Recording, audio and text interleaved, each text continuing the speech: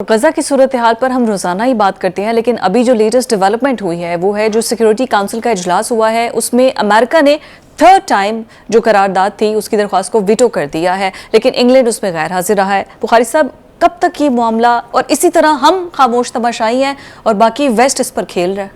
आपने बिल्कुल ठीक कहा कि हम तो इसका जिक्र करते ही रहते हैं, बेपनाह प्रोग्रामों में मैंने और आपने इस पर बात की है, मगर अफसोसनाक बात यह है कि इस्लामिक लीडरशिप, जो मुस्लिम लीडरशिप है, उनकी प्रायोरिटीज़ में हमास या गज़ा कहीं दिखाई देता नहीं है। जहाँ तक बाइडन के इस करारदाद को वीटो करवाने का ताल्लुक है ना जी, बाइडन बेसिकली खुद एक ज़ायनिस्ट है। ये मैं इल्ज़ाम नहीं लगा रहा हूँ, उनके दो बयानात आपके सामने रखता हूँ। I am a Zionist, this is what he says, quote end quote. You don't have to be a Jew to be a Zionist, quote end quote Biden. फिर आप क्या तवक्को रखेंगे उनसे? जिल्लत की ये मंजिल जो है, ये मेरा नहीं ख्याल कि तारीख में किसी और ने इख्तियार की होगी जिस मंजिल पे आज जो बाइडन साहब जो हैं वो विराजमान है। इसीलिए आपने देखा कि हमास ने पूरा मलबा इस जंग का जो है वो जो बाइडन पे डाल दिया है, अमेरिका पे। और ये अमेरिका जो बाइडन जो होल्डिंग जो बाइडन रिस्पॉन्सिबल, उन्होंने कहा कि जनाब ये सदर जो बाइडन जो है इसके जिम्मेदार है। देखिए, करारदादों का वीटो हो जाना जो है ये तो एक प्रोसीजरल मैटर है, राइट। लेकिन ये आप देखिए कि 15 अरकान में से 13 ने इसके हक में वोट दिया। यस, बरतानिया गैर हाजिर रहा, लिहाजा एक बेगैरत बेहया अमेरिका है जिसने इसको वीटो किया है। पूरी वर्ल्ड की जो ओपिनियन है उसको सबअटैच करने का ये सेरा जो है ये अमेरिका के साथ इसलिए है कि ये इसराइल जो है, इसको बजा तौर पे कहा गया कि ये अमेरिका की नाजायज औलाद है, ठीक है जी।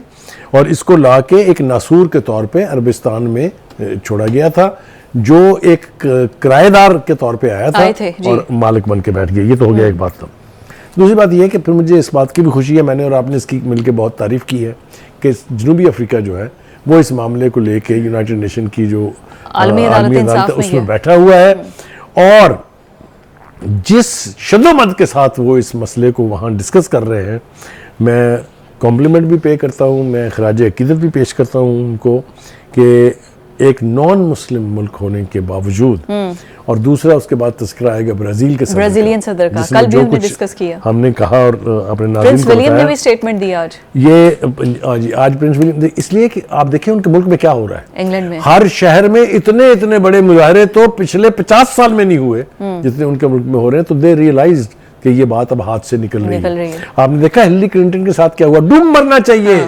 इस हिलरी क्लिंटन का मैंने एक वाकया पहले सुना था, फिर रिपीट करता हूँ उसको।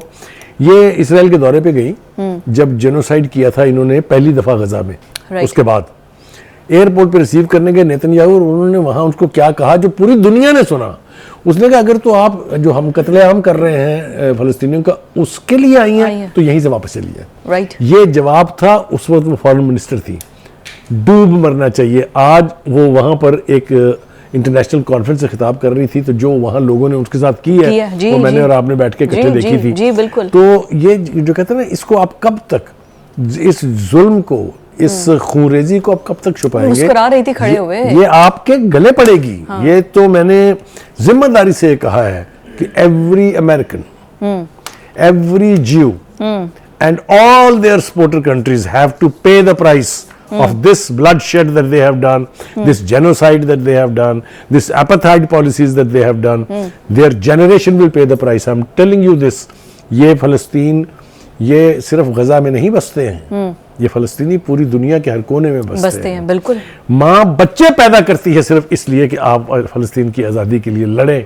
आपने देखा छोटे छोटे बच्चों का कितना वक्त हो गया है, 70,000 के करीब बच्चे और औरतें जख्मी हैं, 29,800 के करीब हलाकतें हो चुकी है। आपने एक आवाज सुनी फलस्तीन से ये आई हो कि ये हमास क्या कर रही है, ये हमारे साथ क्या जुल्म करवा रही है, हमें क्यों इस तरह किया जा रहा है? लेकिन वो यरगमालियों पे वो every individual, every little child is part of this war. और ये जो कहते हैं आज़ादी की जंगें जब शुरू हो जाती हैं तो अपना हदफ हासिल किए बगैर कभी डाई डाउन नहीं होती। तारीख इसकी, कश्मीर हमारे पास सबसे बड़ी एग्जाम्पल है, तारीख इसकी गवाह है, बेपनाह मिसालें इसके हवाले से दी जा। ये तो हम हमास की बात कर रहे हैं जो नेतन्याहू के अपने हैं, वो कहते हैं ऐसा नहीं हो सकता कि हम उनकी शर्तें मान लें, हम पर प्रेशर है यरगमालियों के हवाले से, लेकिन ऐसा नहीं है कि हम यरगमालियों के लिए इनकी बात मान लें। उनको अपने लोगों की परवाह नहीं। हमास ने भी दो टोक अल्फाज में बता दिया है के लिए हम भी आपकी डिक्टेशन लेने के लिए तैयार नहीं है। हाँ बिल्कुल, वो अपने लोगों की परवाह नहीं है उन्हें, सबसे बड़ी बात तो ये तो फिर खुद वहाँ के इजराइल के लोगों को सोचना चाहिए। Thank you so much Bukhari साहब। नाज़रीन, ये था आज का प्रोग्राम, आपसे अब कल मुलाकात होगी। अल्लाह हाफ़िज़।